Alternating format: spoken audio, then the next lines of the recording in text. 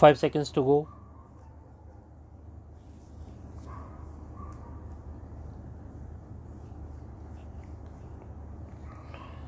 Start. The Criminal Procedure Identification Bill 2022, a crucial legislation that provides a legal framework for investigative agencies to use modern techniques and technology to solve crimes, has been introduced in the Lok Sabha.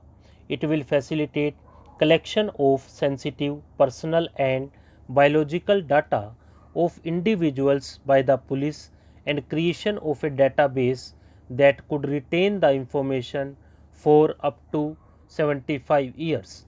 In effect, it entrusts the police starting from the rank of a head constable who will collect and process this data with navigating the fine line between the inviolable personal space of an individual and the state's legitimate interests. For a law that collides with the right against self incrimination and right to privacy, several items in the bill are too broad or too vague.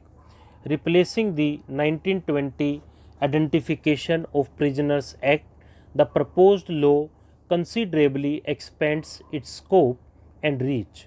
First, it expands the nature of data points it can collect from an individual, from finger impressions, footprint impressions, and photographs in the 1920 law to now include finger impressions, palm print impressions, footprint impressions, photographs, iris and retina scans, physical, biological samples and their analysis, behavioral attributes including signatures, handwriting, or any other examination prescribed in the Code of Criminal Procedure.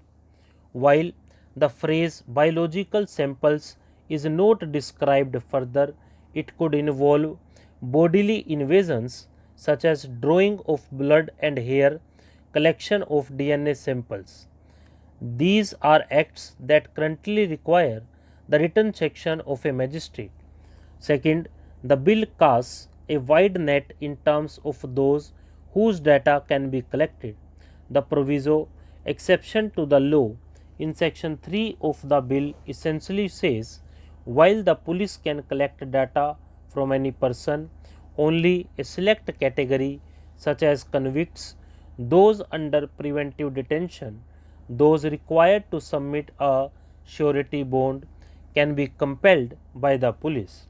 While juvenile offenders are outside the remit of a police station, the bill leaves some ambiguity on collection of data for minors between 16 to 18 years who cannot consent to collection of personal data but can be tried for serious offences.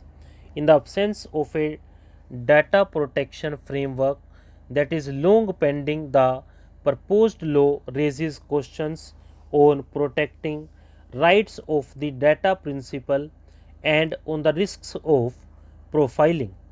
Any encroachment on personal space must pass the test of constitutionality as laid down by the Supreme Court. It is important for the state to iron out the looseness and ambiguity in law without delay. Stop.